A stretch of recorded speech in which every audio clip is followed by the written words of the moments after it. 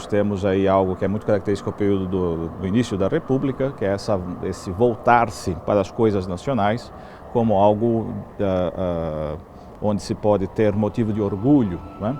E por isso é muito fácil, ao olharmos para as paredes, encontrarmos, por exemplo, o cacau esculpido, né, como um dos motivos ornamentais. Já na entrada, por exemplo, da própria catedral, depois que subimos toda aquela escada, nós encontramos logo no portal esculpido elementos que dizem respeito ao mistério eucarístico, portanto temos cachos de uva, o vinho, mas logo em seguida temos também a passiflora, né, que é a flor do maracujá.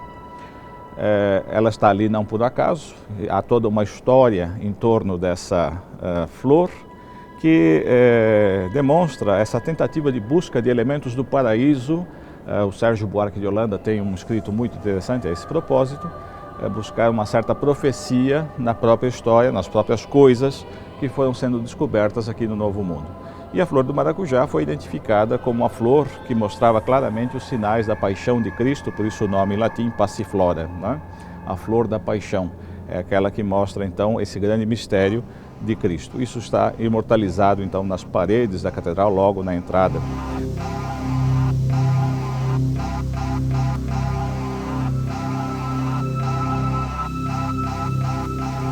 Essa cripta, ela começou em 1912, então aqui eu tenho uma foto para mostrar para vocês. 1912 entra o primeiro arcebispo da cidade de São Paulo, Dom Duarte Leopoldo e Silva, né? E em 1913, ele que teve a ideia, o mentor de construir a catedral toda, ele reúne mesmo os representantes das famílias importantes da época do café, né? Então ele reúne esses representantes e lança o sonho, vamos construir uma catedral que seja grande como São Paulo, que seja um orgulho para o Brasil, né? São 690 metros quadrados, 32 túmulos, cada preto desse que vocês estão vendo é mesmo uma sepultura de um bispo ou arcebispo, 18 ocupadas, 14 livres.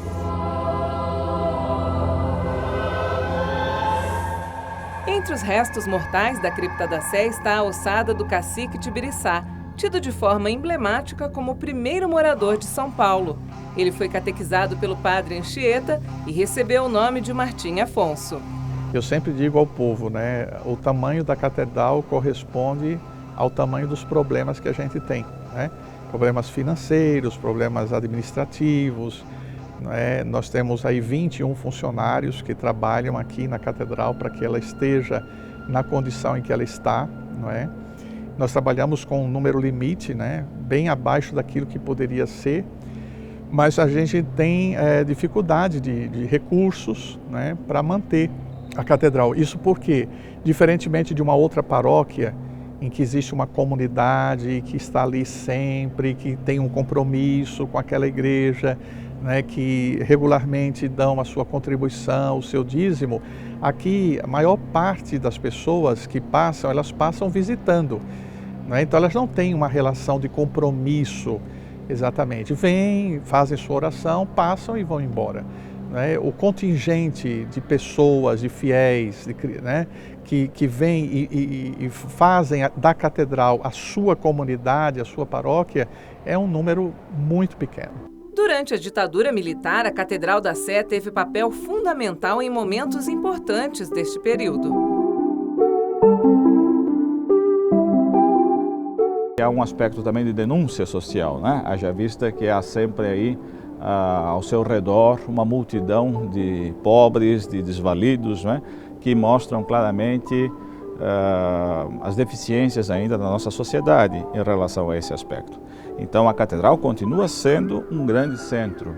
Eu gostaria até de dizer que há uma certa redundância, e eu gosto de perceber nessa redundância um certo carinho, né, da população em tornar seu algo. Por exemplo, nós dizemos então Catedral da Sé.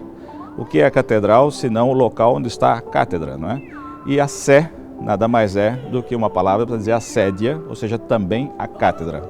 Então marca essa presença da cadeira, vamos assim dizer, onde o bispo se senta, não é? Que para o cristianismo é algo talvez de um ponto de vista do documento arquitetônico, não é? Da documentação arquitetônica, talvez anterior até ao próprio altar, haja vista essa importância.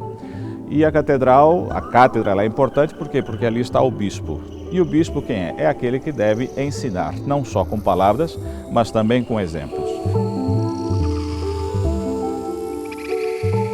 Não se pode contar a história de São Paulo, e à medida que São Paulo passou a ter importância, a história do Brasil, sem passar por aqui, por essa praça e por esta casa.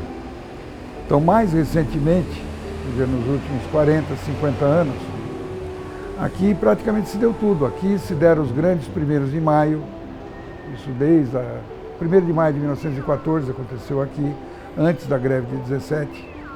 Junto a essa praça havia um prédio importante, que era o prédio Santa Helena, tinha um cinema, mas eram também as sedes dos sindicatos e também o lugar, ateliê de vários artistas importantes, Volpe, Bonadei, Virgínia Artigas, enfim.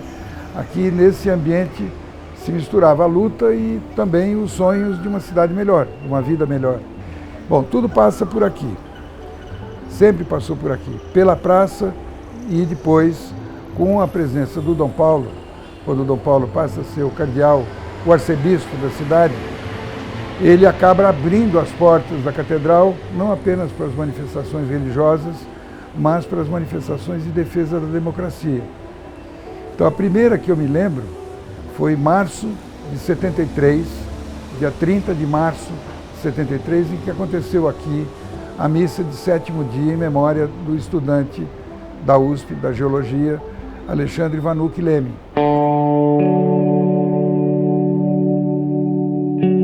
2 anos mais tarde, nós vamos ter um outro acontecimento tão vigoroso, tão forte, e às vezes com uma repercussão inclusive maior do que a morte de Alexandre Vanucchi Leme, que é a morte, o assassinato do jornalista Vladimir Herzog. Então, no dia 25 de outubro de 1975, ele vai com suas próprias pernas, ele foi procurado em casa à noite, na véspera, e pediram para ele ir ao DOI-CODE, ao Centro de Repressão do Estado de São Paulo. Ele vai dizer o seguinte: vocês não precisariam ter vindo me buscar, eu vou por conta e risco. Então vocês me aguardem amanhã que eu estarei lá. Andando com suas próprias pernas, ele vai de livre, de certa forma, livre vontade, mas ele havia sido convocado para ir, então ele chega ao DOI-CODE. Isto acontece no período da manhã. Estávamos nós num sábado, dia 25 de outubro de 1975. Às 2 horas da tarde, este homem está morto. E isto ainda se faz uma tentativa enganosa de fazer de conta que ele não teria sido assassinado pelas torturas como ele efetivamente foi. Faz-se uma farsa, constrói-se uma farsa para tentar mostrar que ele teria suicidado. Na realidade, essa farsa vai ser demonstrada e mais uma vez a Catedral da Sé vai ter um papel importantíssimo.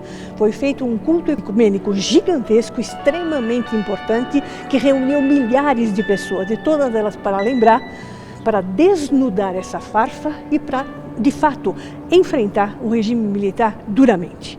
Então nós temos esses 2 eventos que são brutais, então 2 assassinatos, e a Catedral da Sé tendo um papel completamente distante do seu papel meramente religioso, um papel de resistência do Estado de São Paulo, da cidade de São Paulo, do Brasil, contra o regime militar.